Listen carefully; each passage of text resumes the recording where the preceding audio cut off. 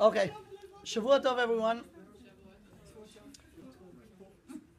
We'll try in this session to learn something that I hope from everywhere, every angle where you're coming from could add something.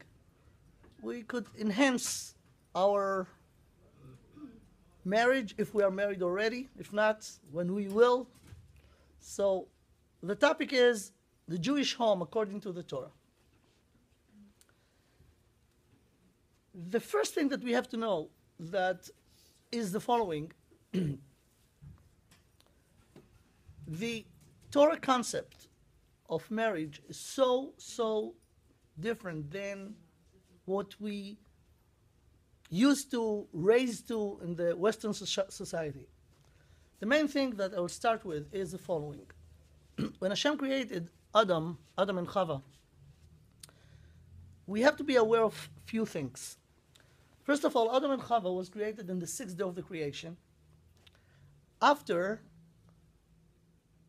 in the days before, Hashem created the plants, the animals.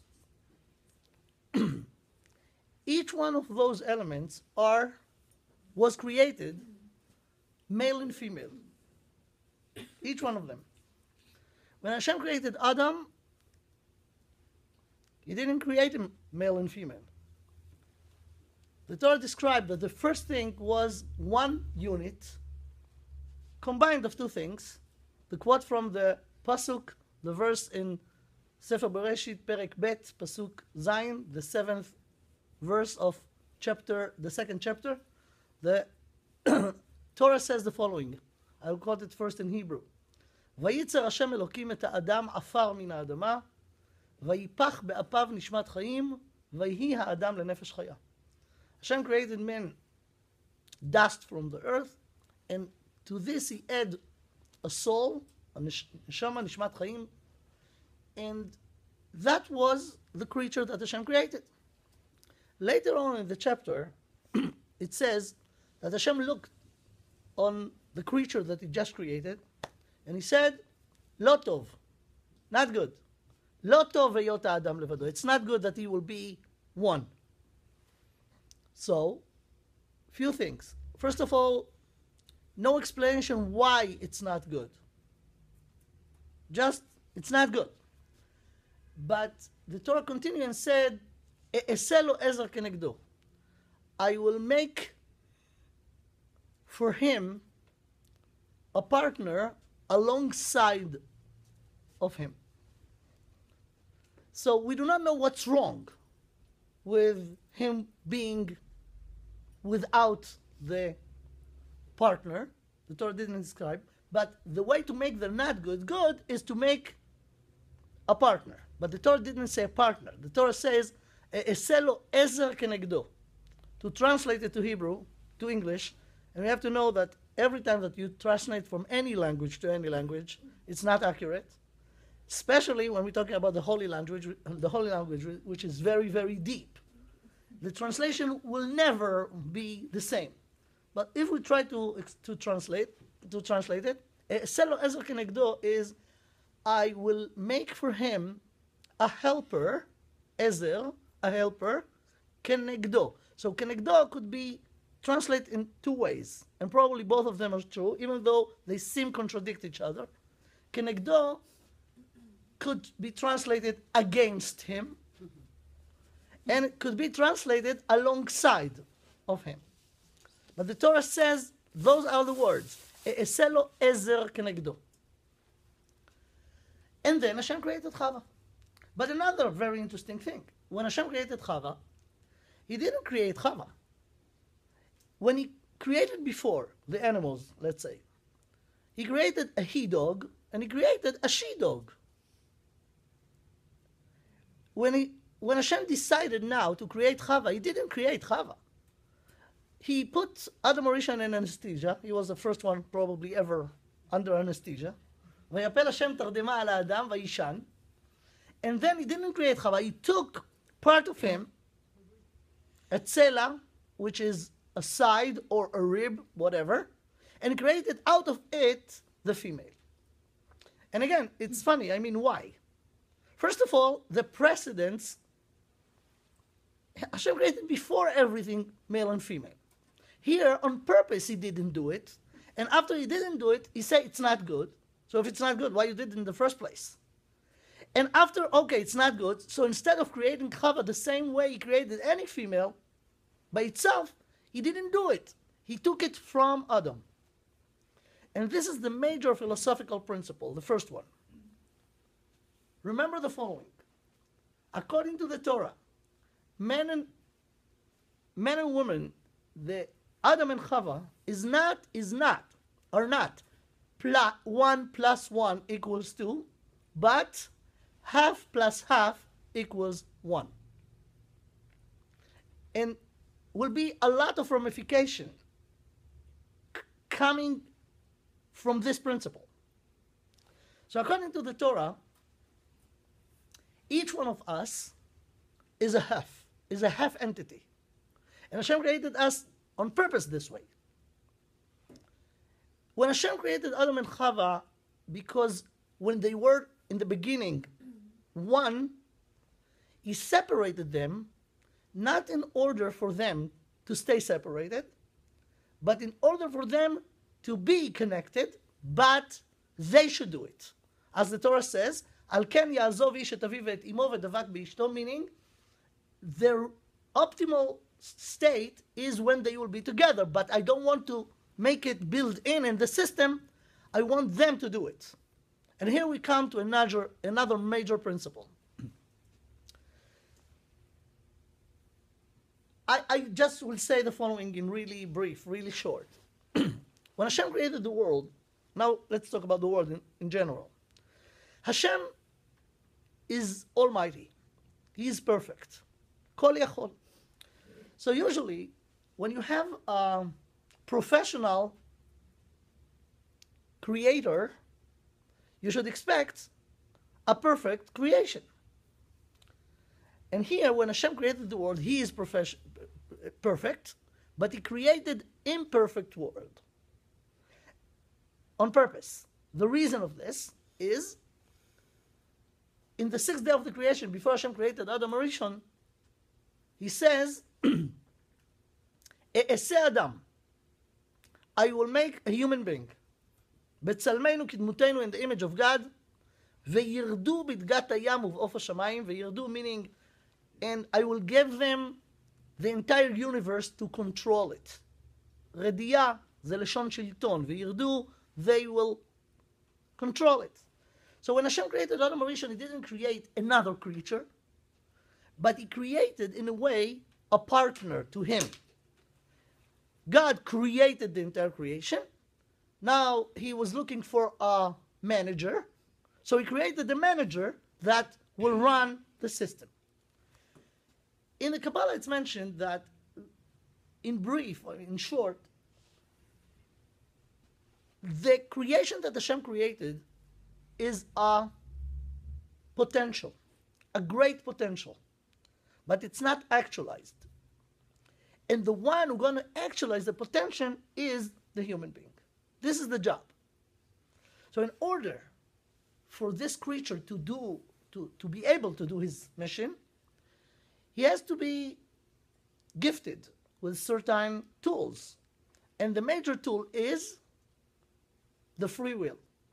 He should be a free willer, because he has to do it. Any action, any act relates to me only if I'm able not to do it.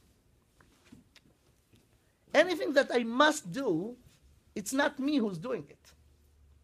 The reason that forced me to do it is in charge.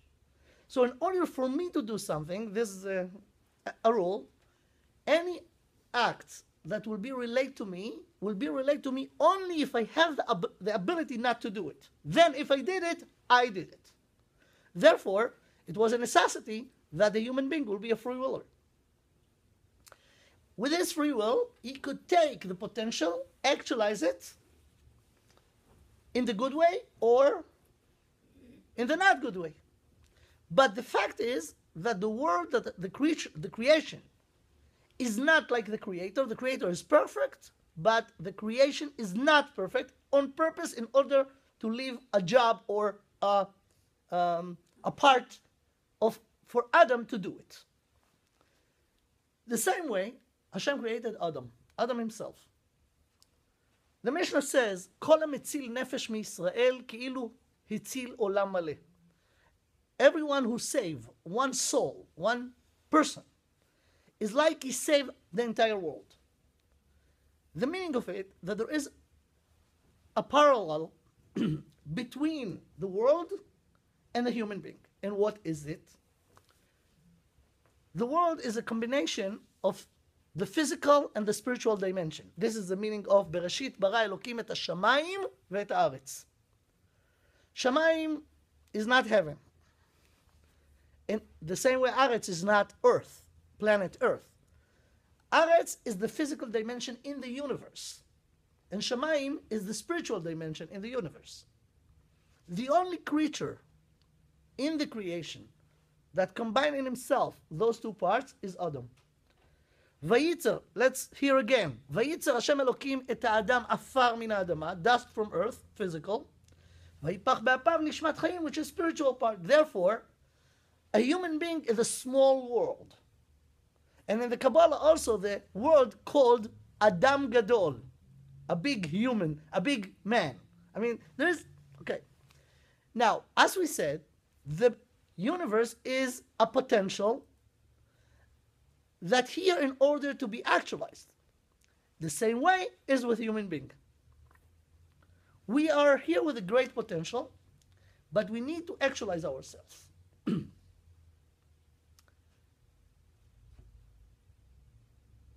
To really understand this, I want to quote a few things. The Gemara says about animals. The Gemara gives an example about an axe, but it could be any animal. The Gemara says, Shor ben yomo karui shor. Axe, the first day that he was born, he called shor. The meaning of it, Maharal explained, Maharal Miprag says the following, Behema, in Hebrew, animal. How do you say animal in Hebrew? Behema. Behema in Hebrew is actually a word that you could divide to two words, and that will give you the meaning, the essence of it. Behema, you write with 4 letters, right? Bet mem, bet hey mem hey, right? Says the Maharal, Behema ba ma. Ba in it, whatever will be in it is in it now. Nothing will be added in during the life of the animal that was not there in the first day. The animal has all the limbs, they are little, they will grow. But nothing significant will add to it during its life. That's not the case in a human being. In a human being, the body is the same. But the human being also has an neshama, as a soul, right? So, a human being is not called human being in the first day of its life. Actually, it's mentioned in Sefer Iyov that a human being, a little baby that was just born, I'll quote you the pasuk in Iyov. The pasuk in Iyov says, Ayir pere adam yivaled. Ayir is a baby donkey, the son of the he donkey and a she donkey, the little baby called in Hebrew Ayir. Ayir. How do you say donkey in Hebrew? Chamor. Chamor is the combination of the letter that in different way, in different order, will create the word chomer. Chamor, chomer. And it's not a play with, it's not a game. It's very deep. The Maharal says the following. A human being, every human being has a body and a soul. But in the first years of our existence over here, we are not aware of our soul. But we're very aware of our body. Right? So when a human being just came to this world, he like a little donkey, chamor katan. When he will grow up, he will be a big donkey. Chamor gadol. Unless he will be educated. Unless he will be educated. Because if you let the body, you know, one of the things in psychology,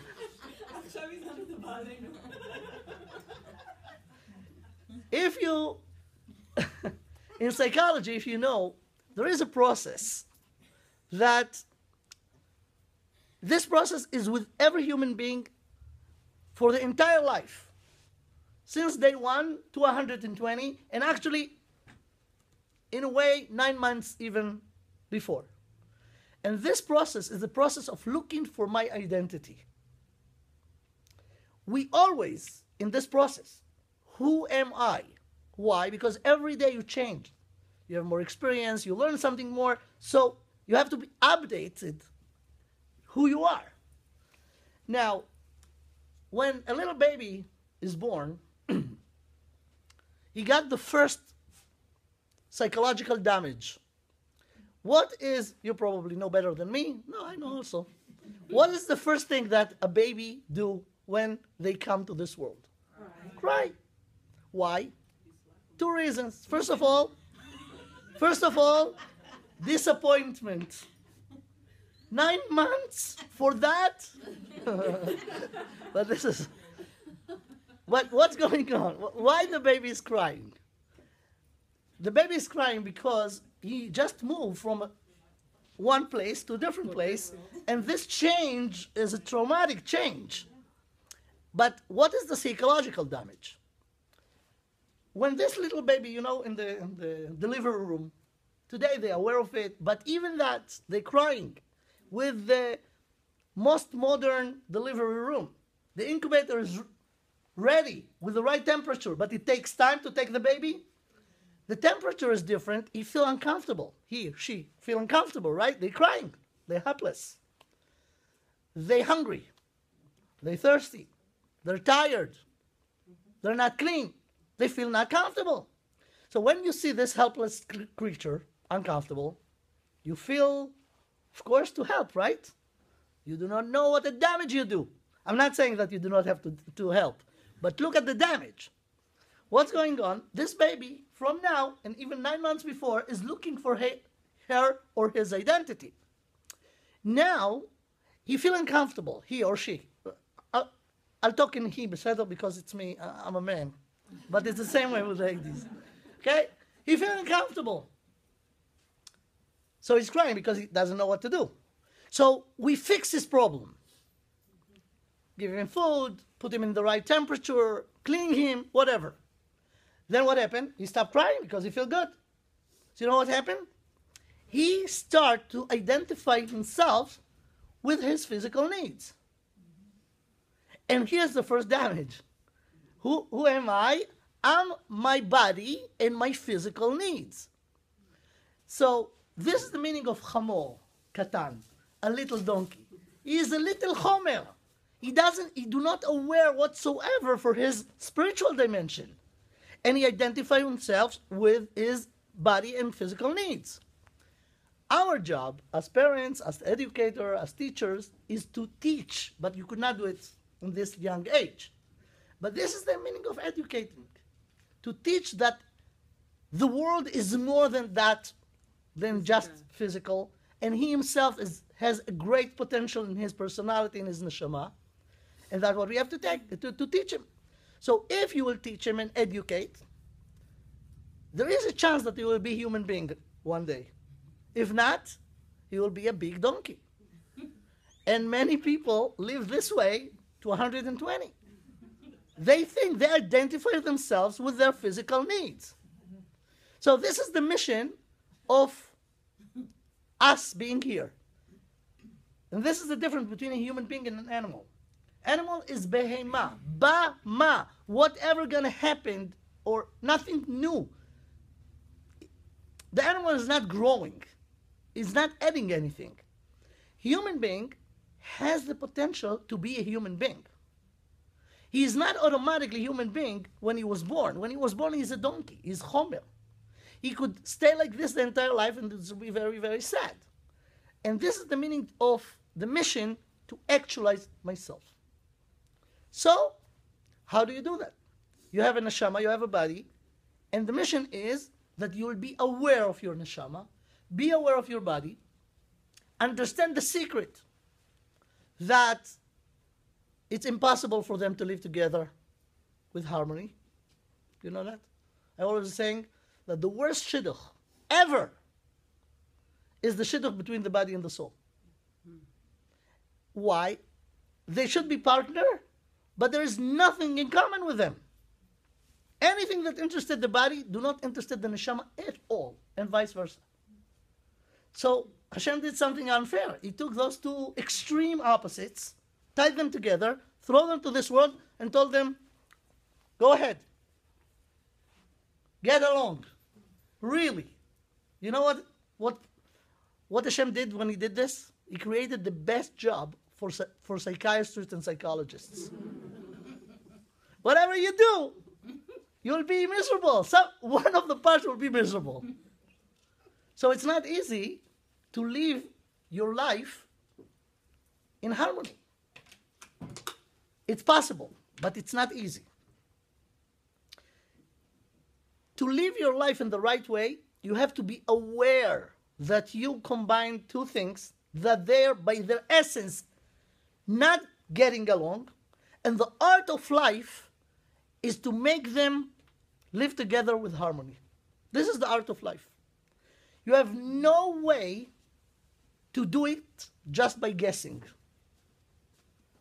It's more complicated than in the most advanced airplane. Much more. Nobody, no responsible person without even have a driver license will go to an airplane and try by chance to push the buttons and hope that it will take off and land in the right way, right? So to run your life is much more complicated than this, and you have to be trained. You have to be exposed to the instructions. And God gave us instructions. And the instructions of God are the only ways to really actualize your potential in the right way. There is no other way. So when you're aware of this, you understand that life is very complex. And if you really want to do it in the right way, be ready for a hard job. So that by itself was enough, right? Hashem thought, no. He created Adam Rishon with body and the soul. He looked at it and he said, not good. Not good. It's not complicated enough. So what should be done in order to make it good? Look what he did. He took the body and divided it to two.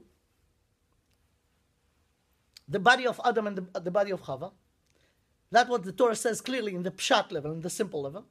In the Kabbalah it mentioned that he created only one neshama. ויצר השם אלוקים את האדם עפר מן האדמה ויפח באפיו נשמת חיים. This is the only soul.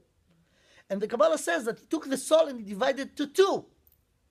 And half stayed with Adam, half was given to Chava.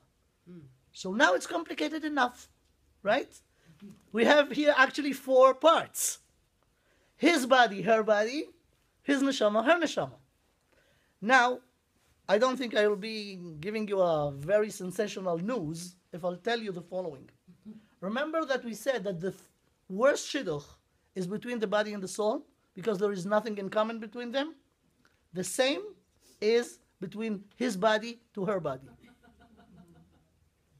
Wow, and now it's become so complicated. So complicated. What is the purpose of this? And this, again, this is the first things that everyone should know before they got married and after they got married, in order to understand the right way to relate to what's going on. Our mission in life is to complete ourselves. The process of completing ourselves is the following. And this is the responsibility of the parents and the teachers who was lucky enough to know the truth. but this is a responsibility. To bring a child to this world, it's not a big chokhmah. The big thing is to raise this child in the right way. Now, what we have to do is the following. Until the age, we are not getting married when we are still babies or even teenagers. What is the mission? The mission is the following. A little child should know that he has a neshama. This is a secret because many people in the world do not know about it. The vast majority of the world do not know that they have neshama at all. Those who heard that there is such a thing, they have no clue what is this and how to manage it. Only if they know the instruction in the Torah. So, as a parent or as an educator, you have to make the child aware of these two parts. This is the first thing in education. I mean, when the child is in a state that he could understand it. Of course, you could not do it in the first year or the second year, but this should be the goal. You should reveal this secret about the facts of life. This is the real facts of life. Okay? You have to teach two things. You have a neshama. Your neshama and your body are not naturally partners. And you have to train yourself to run your life in a way that both parts will be involved and both of them will be satisfied. This is the mission for a baby boy or a boy until the age of marriage, and for a girl, the same thing. After they did a good work about this, let's say, then the big mission is to get married, because after you did whatever you did, you only have. In order to be one, you have to combine the neshama with the neshama and the body with the body. This is the way. This is the way. Now,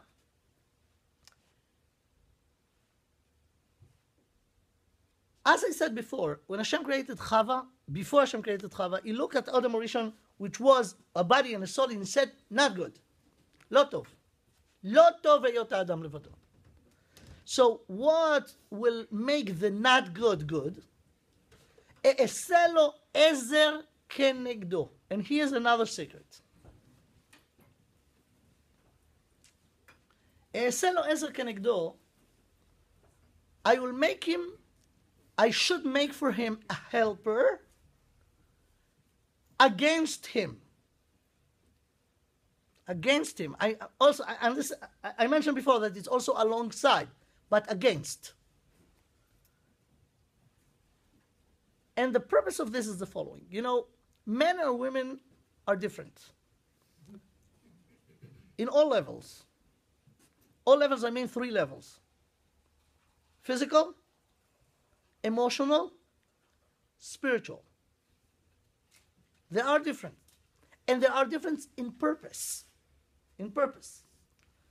If they will learn how to make those parts work together, that will be great.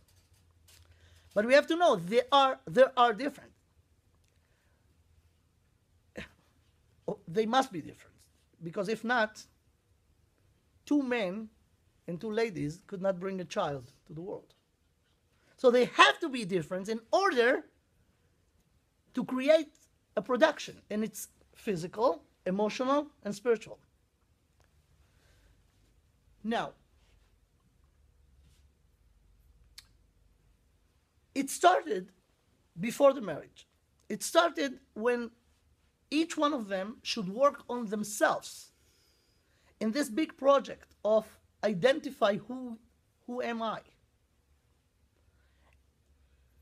And let me say something about this that could verify and clarify things about when people are in a relationship when they are married already. In America, which is the leader of what we call the Western society, there is something that you should be aware of.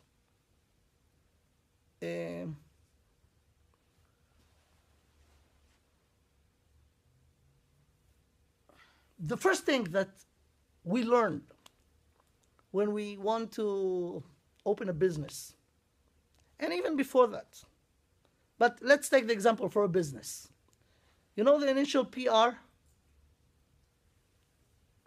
public relations, right? This is the first thing that you have to learn when you want to build a company. But actually, we're using PR in the system, in the atmosphere, when we trying to sell ourselves to the world. We have to know that every human being has very good attributes, and each one have something good. But because nobody's perfect, for sure we have also not too good attributes. Nobody is proud with their shortcomings. So what we're doing when we want people to like us, when we want to be popular, we, of course, emphasize our good attributes. Look at me, I have this and this and this and this. What about the shortcomings? We try to hide them. Of course, not to make everybody aware of them. And we do it so good, so well in our society that in PR for business, they told you, listen, if you did and you didn't make it known, you didn't do. If you did nothing, but you did advertising, you did it. And this is a lie. This is a lie. But that's the way it works. That's the way it works. The sad thing about it, that it could be so successful that you could not just present yourself not in the right way to other people. When you show your either real or fake good attributes, you could lie not just to the people, you could lie to yourself. You just ignore your shortcomings and they're not there. They're not there. And it's so not healthy, not healthy, because people who go in this path, they will never develop. They will stay with potential that never actualized, or even actualized in the wrong way. And this is our mission in life. Nobody's perfect, but we have to try to be as good as we could. But this attitude will just block it. You know, it doesn't matter, leave it. So many people knows technically that they have shortcomings, but they have no time to deal with them. And here is one of the benefits of getting married. You could lie to everyone, not to your spouse. Not to your spouse. And this is the benefit of marriage. And that's what Hashem meant when he said, "E'eseh lo ezer kenegdo." The help will be because your spouse, you know you, and aware of the thing that you want to hide from people and from yourself. And a real love, a real good taking care of your spouse is to be aware of their shortcomings, not in order to tell them, look, you have this and this and this. But the real love is like you love a baby. You love your child. Your child could have some shortcomings, right? How do you feel toward this? That your job is to help this kid to grow out of it. And that should be the optimal relationship between a husband and a wife. Unfortunately, many couples, they're aware, they learn shortly, quickly or slowly, but they learn the shortcomings of their spouse. They write it down in their diary, in their memory, and take it when it comes to telling you, listen, you like this and this and this and this and this, right? Not in order to help, but in order to diminish, that's not love. And again, we should not be naive. Everybody has something to fix. Nobody's perfect. And our mission is to, and this is the Ezer Kenegdo. Because you're next to him, is next to you, they know the things that you, because you're lazy or you have no time to deal with, you just never deal with this. And the hashlama, the mission is to help each other to complete themselves. Therefore, Hashem separated us in order for us to be reconnected in the right way. Now, it's not easy because it depends on many, many things. You know, some people get married because they really loved each other. We're talking about emotions. But you could find many people that after, a year or 2 or 3, they do not have the feelings anymore. Some couples after a few days. They do not have the feelings anymore. And then you see the results. You see the results. The marriage is not holding. So our mission, we have to know, getting married is a project. And it's daily project of keeping the flame in the right way. And it's not happening by itself. You know the joke that somebody, you will then identify with this very much. You know, ladies usually looking or expecting good words from their spouse, from their husbands, right? So imagine somebody says to her husband, it was a very long time since you told me that you love me. Imagine the answer, the following answer. I told you that. Remember when we got married, I told you that I loved you? So, until I will not change my mind, I will not have to update you. So, it's there. It's not going by itself. You have to work on it every day. Every day. It's like a plant. You have to water it every day. It's not going by itself. If not, it's going down. So, the idea of marriage is a job, a working job, because you're stuck already. So do the best out of it. Actually, it's not. You're in there. You have to know when you got married, you're going. First of all, stop being lazy about your shortcomings. Until now, you could deny them or you could delay them, but now is the time to work on them. So it's force you to grow. It's force you to grow. Some people use it in a negative way, They're not helping their spouse. They talk to them not nicely, and that's terrible. That's sad. But what is the idea? What's the right way to do it?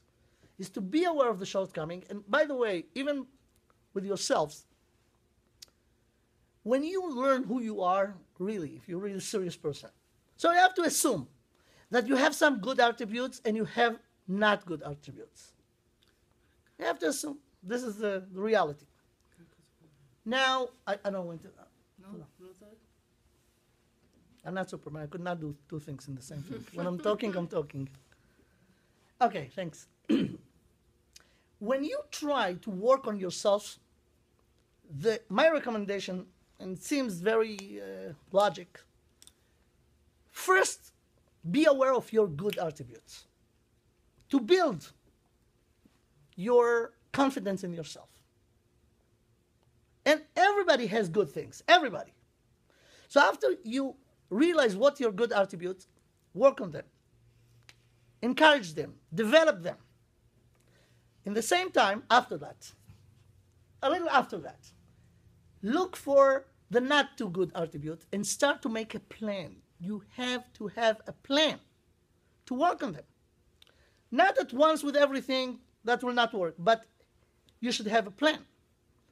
So you have to do it with yourselves, and when you are married, you have to do it with your spouse. First of all, ask yourself, what is the good attributes? And for sure, your spouse has some good attributes. Because if not, in the first place, why you got married to this person? You find something good about him, right? So, first of all, realize what the good attributes. Develop them. Encourage them. Everybody needs this. Men and ladies, everybody needs this. We built, the way we developed psychologically our personality, we have to know we need people to assure us that we are good. It started from very, very young age. You know, a little baby starts to crawl. Everybody clapping in there, yeah, they encourage them. The baby aware of this very much, very much. He starts to smile. He starts to talk. And because each one of us was a baby at a certain point, we learned that in order to be sure about yourself, you need people to tell you that you're good. The most terrible thing is to put people down. This is so cruel, to put people down, because you could cause them a psychological damage. One of the things that you should be aware of is in marriage also.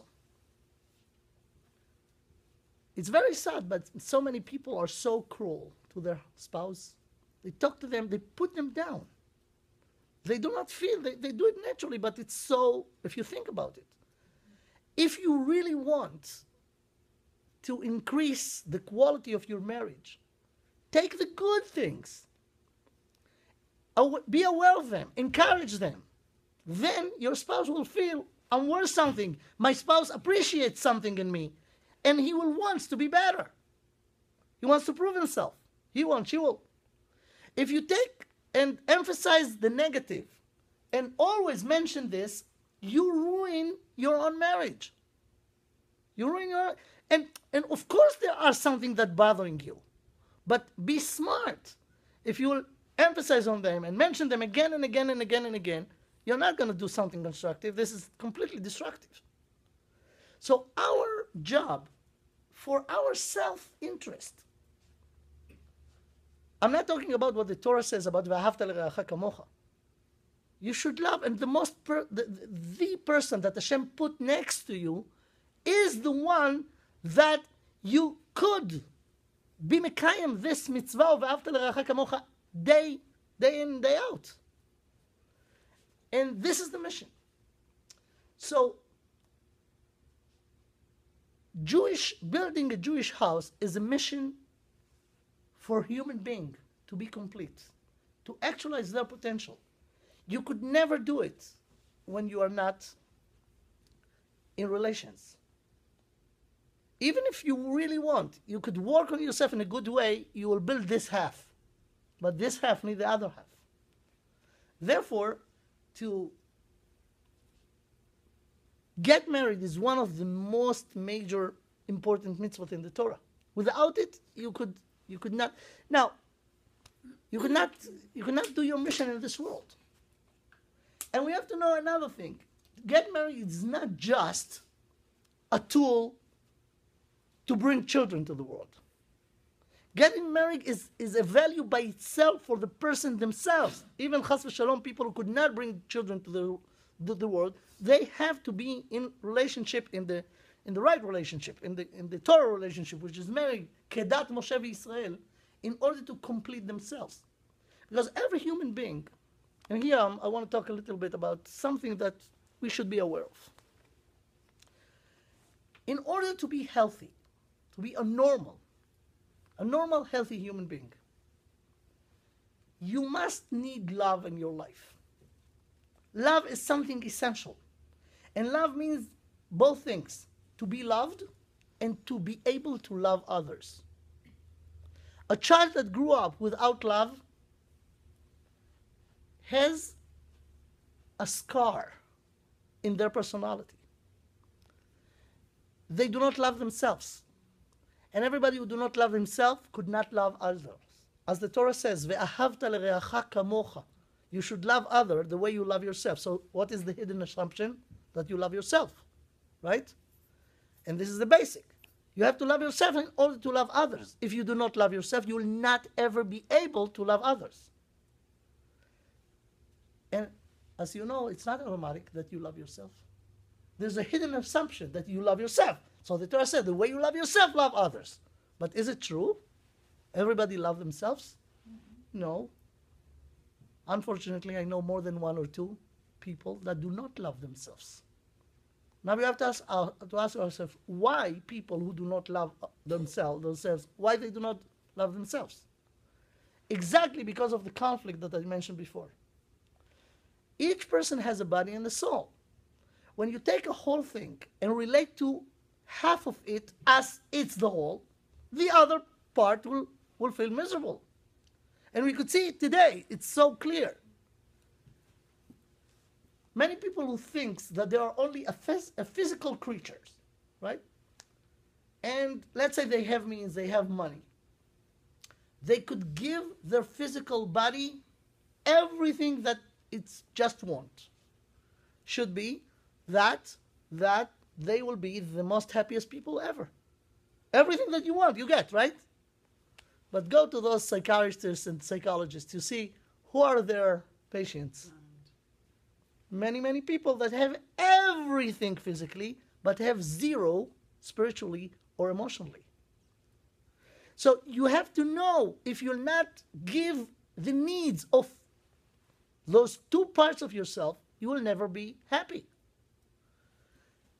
To be happy is to be aware of your two parts, aware of their needs, and make both of them satisfied. The only way to do it in the right way is following the instructions of God, the Creator. He knows better than anyone else what is the right way to do it. And when you have balance, you love yourself. When you love yourself, you could love others. Now, after you do it, if you in this state, as I said, it's two parts. First of all, you have to build yourself. Then you have to build your marriage, your spouse, and that will make you happy. That will make you happy. Now, the picture that I draw here is the ideal picture. That's the way it should be. Unfortunately, we are in a very, very not healthy society that caused so many people to be out of this picture. One of the things that's so sad is the fact that so many children today in the world, in America, in the Jewish society even, Jewish society, I'm not talking about from, but it's also, so many people in the world grew up when they have no concept of role model of a father or even of a mother. You know, when people got to fight, they're easily getting divorced. Who's paying the price? The children. In order for a child to grow up healthy, he must have the right role model of a father and the right role model of a mother. When children like this, in the last 2-3 generations, the numbers growing more and more and more, what's happening? We have people that have a lack in their personality of good, healthy relationships. It affects a lot of things. But one of the things, by the way, is people are scared to give commitment, to get married. You know, people stop getting married.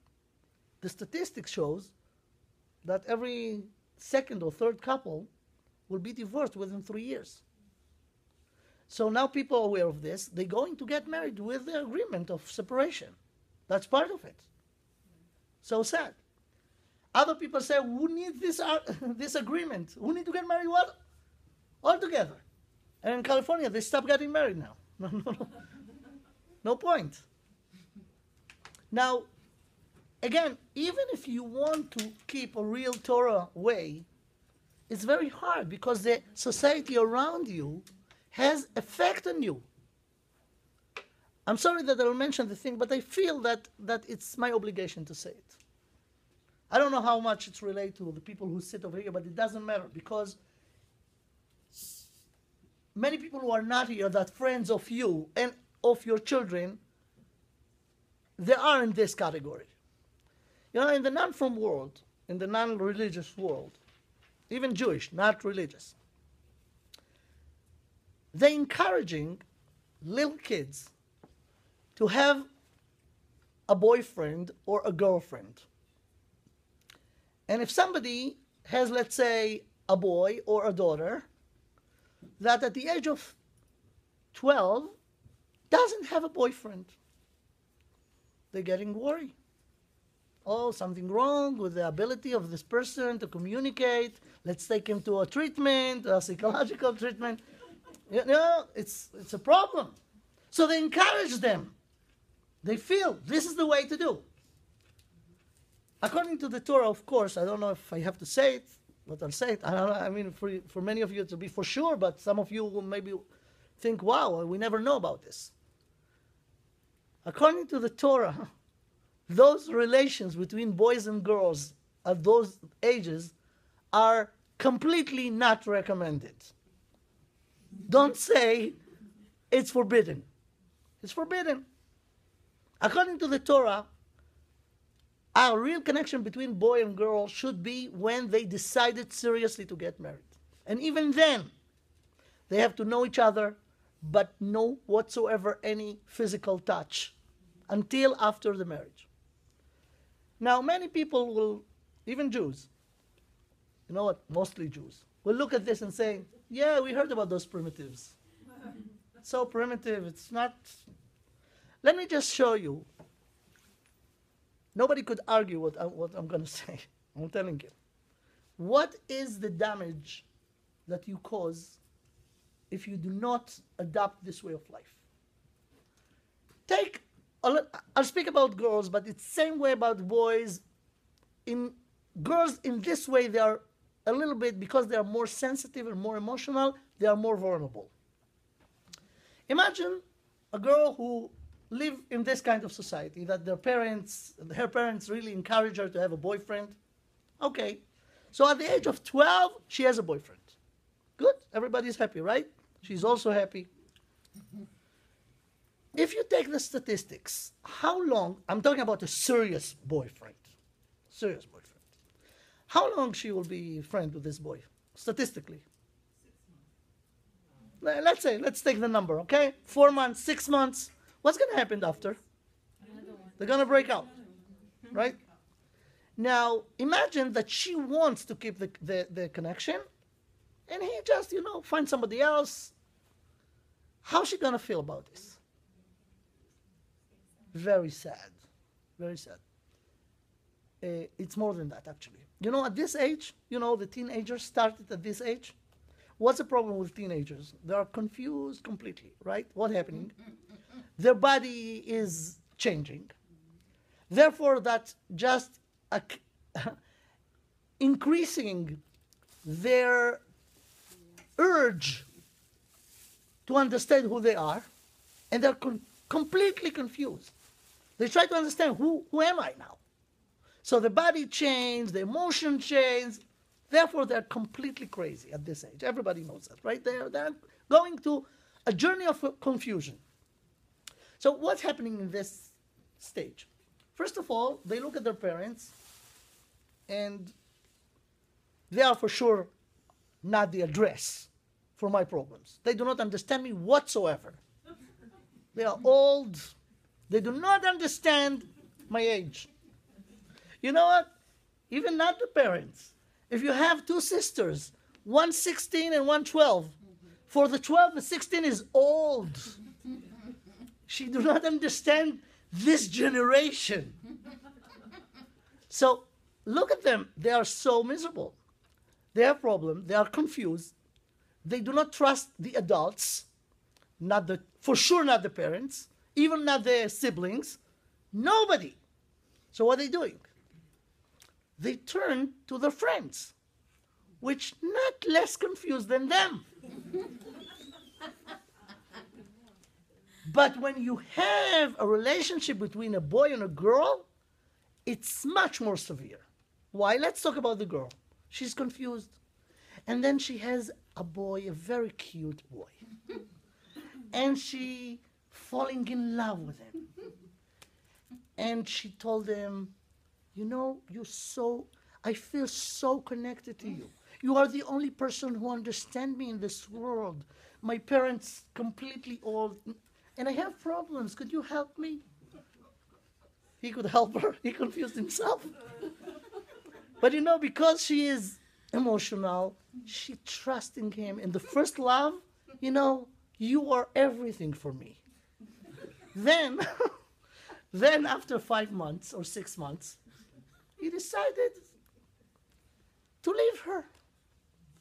She is in a big emotional crisis. The only person that really understands her left her.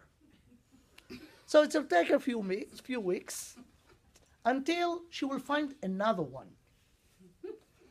Cute boy. And you know what she will tell him after a few days? You are not like the other one. I really trust you. And she will go with him another 5 months. And then it will happen again. Until the age of 14, 15, she will leave about 4 or 5 boyfriends. And here is the serious thing. You know what happened to this girl? This girl got divorced 5 times before she is 16. She got divorced with all impact emotionally. And at this point, consciously or subconsciously, she will say, my mother was right. All men are the same. And she lose her trust in any person, not just boys. Not just boys. You could not trust anyone because she gave her all thing or all personality to these people and they betrayed her. When she will be at the age of 22, 23, 24, it will be very, very hard for her to commit herself to anyone because she learned her lessons. Do you understand the damage? Now be liberal. Encourage it. You'll ruin the life of your kids. At this age, we have to build them. Not to make them in situations that they will be in such a terrible damage. This is the Torah way. The Torah way is to teach them. Now, another thing, aside from all of this, in the Western society, I'm sorry that I'm talking about, I'm not sorry, I'm happy to talk about this. Because I think somebody has to put it on the table once, right? One of the other things that we do, and actually probably most of us are victims of this, you have to know, to educate, the big educators of the kids are not the parents, are not the teachers in schools, are not even their friends. There is, in many masochistics' house, a box, which is the babysitter, the electronic babysitter of the children. And this box is the major damage of the way people in the last 60, 70 years from the time that they invented the TV is. A little kid, you know, for the parents, we are so busy. Life is hard. We have to work extra hours. We do not have time for the kids. So we find a nice babysitter, the TV. We put the children, little children, next to the TV from very early age. They learned the thing that's going to damage, a serious damage, almost irreversible, of their, how they identify themselves and what they will look in their life. In every, even take cartoons, very innocent cartoons, right? What is the narrative? A boy, a girl, right? And the boy is a hero and the girl is beautiful. This is the narrative, right? Even in cartoons. When they grew up, they will watch series in TVs and movies. Today, it's not just TV. Today, we really want to be so care about our children. We bring them cell phones and tablets. They have it with them everywhere that they're doing, and they watch, let's say, innocent movies. What is the narrative in the movie? Usually it's like this. Actually, it's the same story with different versions, but it's the same thing. Usually, there is in the story a nice, successful, handsome businessman. Married, of course, with family, with a big house, with children. There is a lady, right? Married, beautiful, slim, whatever. Now, what they show, usually, that even though this person is so successful, has a family, he has another lady out of the marriage. This is the story in the movies. Almost every movie. Now what happened to this little boy? You look at those movies, the natural, the right way, as I said before, in order to grow up, to develop your personality in the right way, you need the role models. It's not for children only also for adults. If I'm in business, I'm a grew-up person, I'm in business, I want to go on new business. Usually, I have a role model. I have somebody that, okay, he did it and he make it well, I want to be like him. This is the way we work. Of course, when we are children, we are little kids. We just came to the world, we are learning about the world.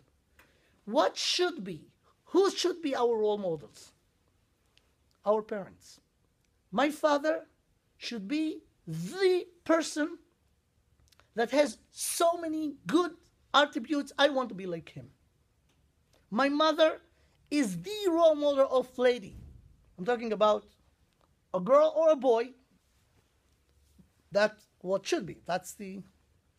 But unfortunately, not because of them, but because of us, very, very quickly, this image of role model collapsing in the eyes of the children. Because we're doing mistakes, we're doing stupidities, and then my boy see that his father is not that great the way he thought. It's a big crisis. It's a big crisis because the role model just collapsed.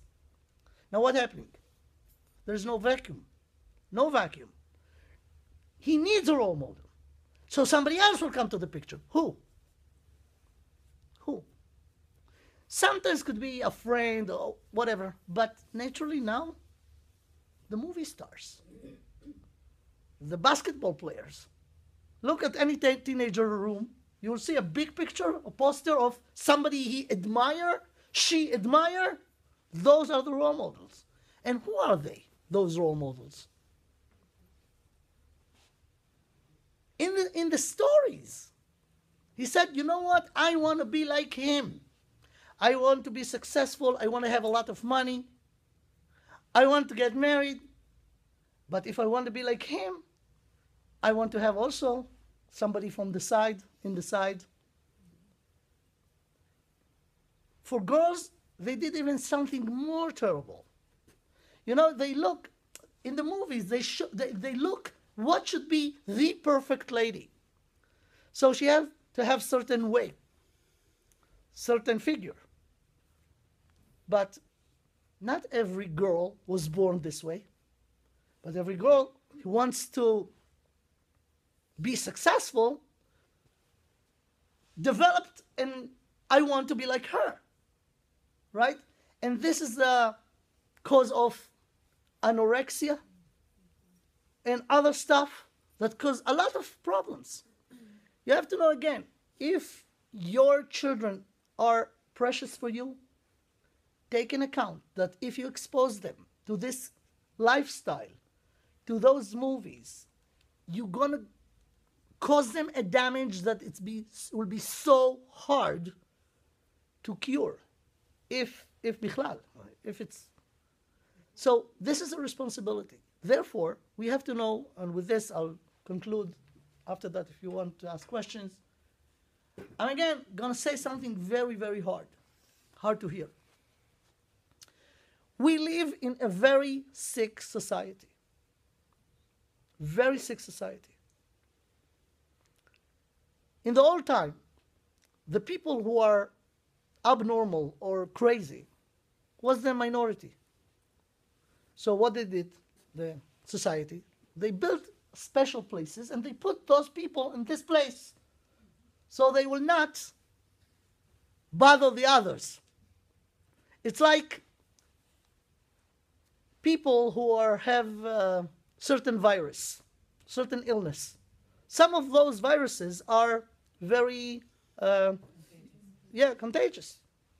So if even chas v'shalom, somebody very close to you got this virus and it's contagious, of course you go to visit them in the hospital, but before you go, you put something in order to prevent yourself to get the virus, right? So in the old time, the minority was the not healthy one. Today, the vast majority of the society are ill with contagious viruses, not physical, but spiritual, emotional. We are living in very, very not healthy society. Our responsibility is to protect ourselves, protect our children. And we have no choice but to build a quality groups of society. I'm not going to be a friend of somebody who are not talking in the proper way. I'll be snobbish.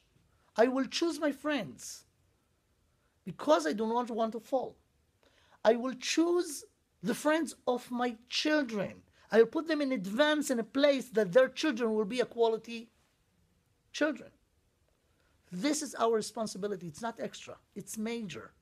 If you are not ready to do it, don't bring children to this world. If you brought them, your responsibility is to protect them not just from physical viruses, but from spiritual viruses also. And there are so many of them. So, we spoke on the tip of the iceberg about this major thing, which includes both building a good quality marriage relations and the responsibility for the children.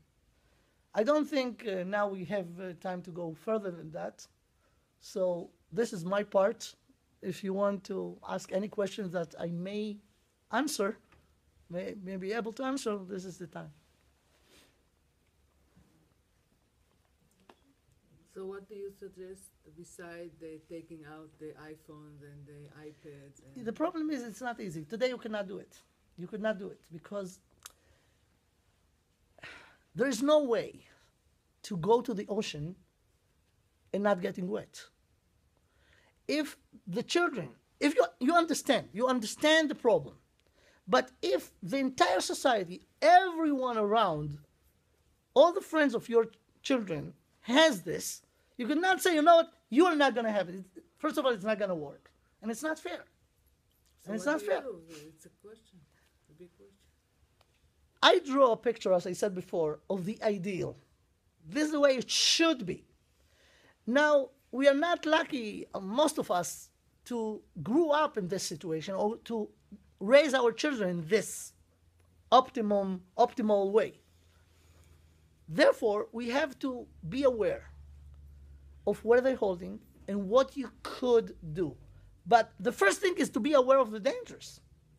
Now, if in every individual case, you have to think for yourself or even ask people who have experience in this what to do and how to do.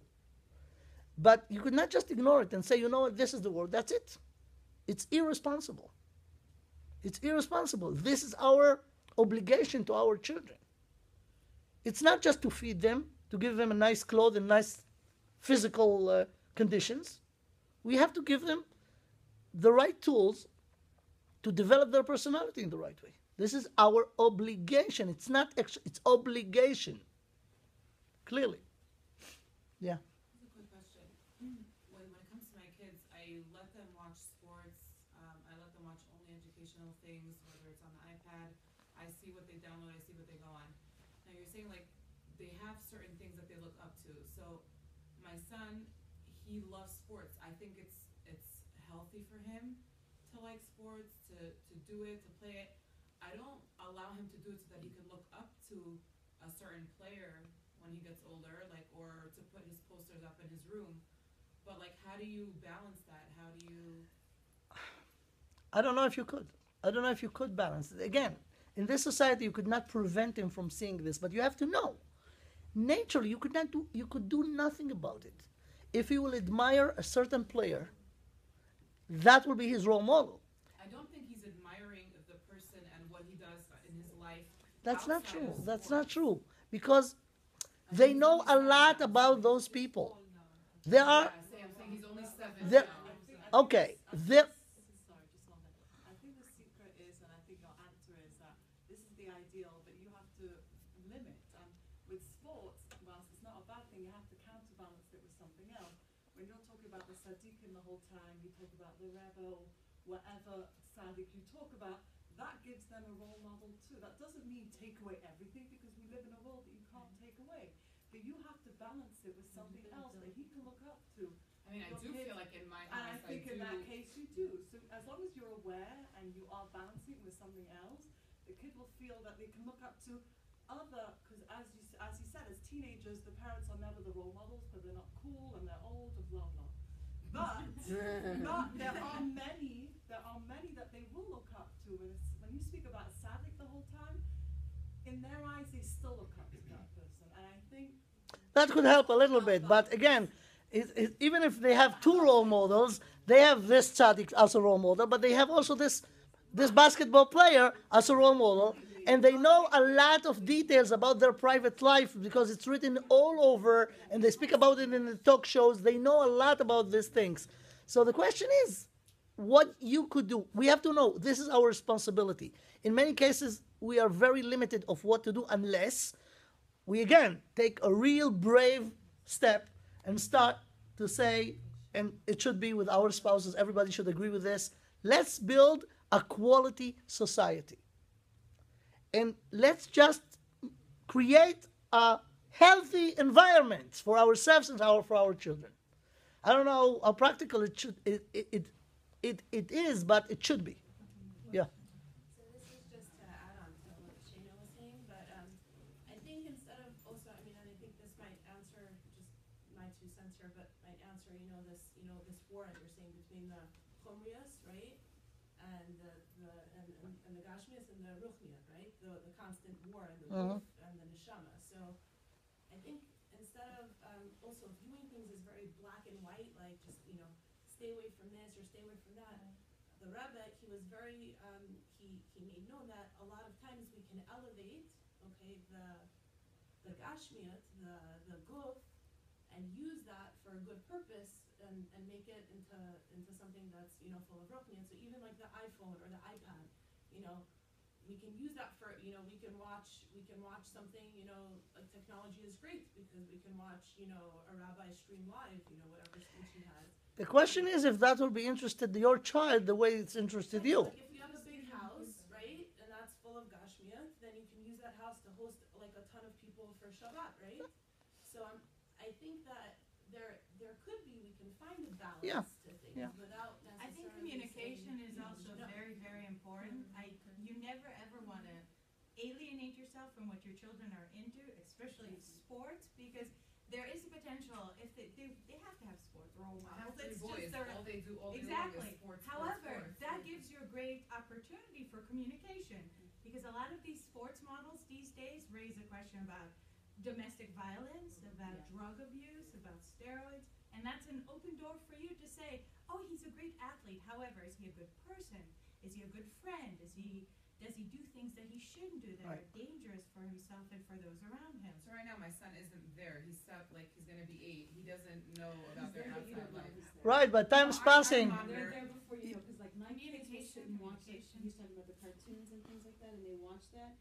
And I've had conversations, because I have 4 boys, and I have conversations with them that people laugh at me, but they see women drawn in a certain way where they have no waist, a lot of pop. And I sit there and I'll sit next to my kids on the sofa and be like, do you think that that's what women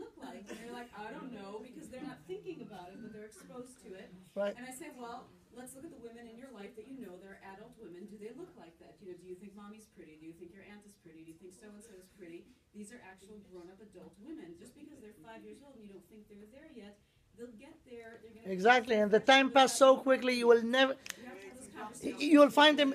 You'll find them within seconds, 14, 15, and you have to be ready from now. Once they're there, it's almost too late. Yeah. Okay, so you say that we should be snobbish about who we bring into the house and like friends, and we should choose. And I do believe that being an adult, one of the great things is choosing your friends. Whereas when you're a kid, you really can't. But also that we belong to a, I'm gonna call it semi-Chabad community because it's also Spartan. This Chabad community. We do outreach. I mean, there are people like. So do you suggest that we don't like? Because when there are people who aren't religious who come to the house for the first time, it is going to be confusing for, like, for example, my daughter. But should we not engage in that? Should we, like, we have to be out? Like, what's the balance between outreach and the drawing the line and saying we're not going to allow? Listen, I know the situation that you're talking about very, very well because I'm an outreach for the last 30 years.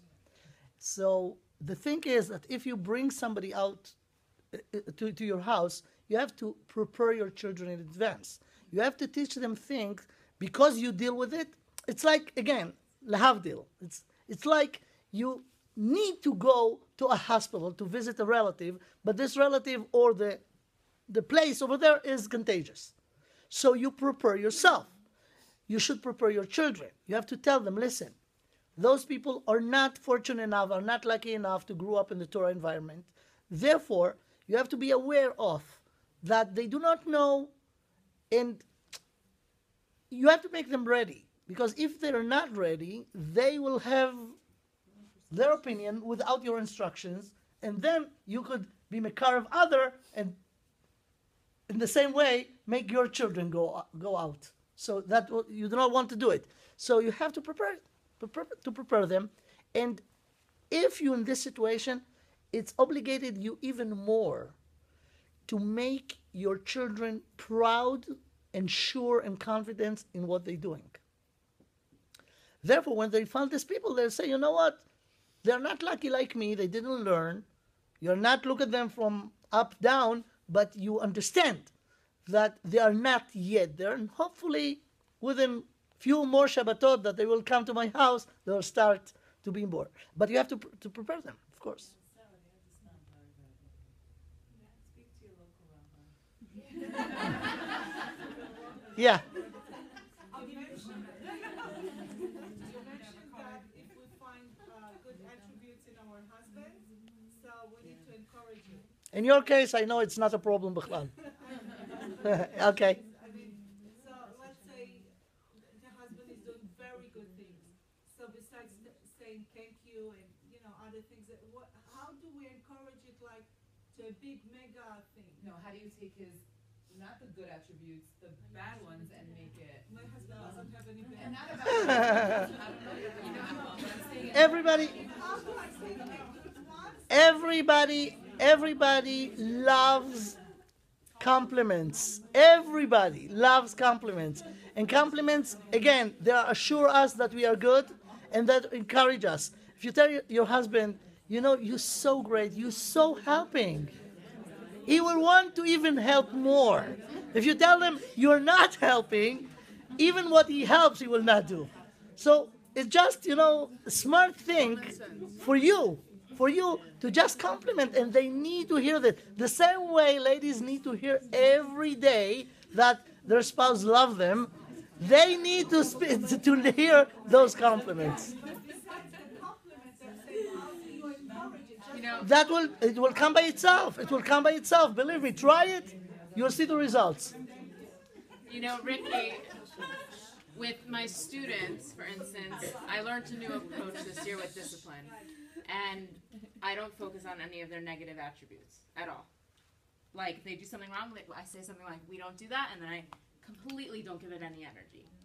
But when they do something right, I will do a dance and parade through the classroom because they did something amazing. That's amazing. And